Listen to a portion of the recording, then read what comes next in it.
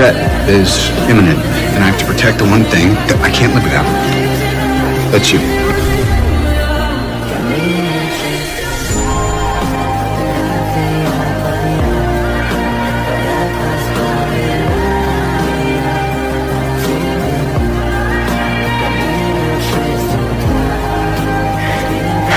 I just really miss him.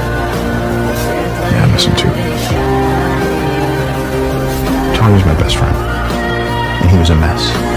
He second-guessed everything he did. He was all over the place. The one thing that he did that he didn't second-guess was picking you.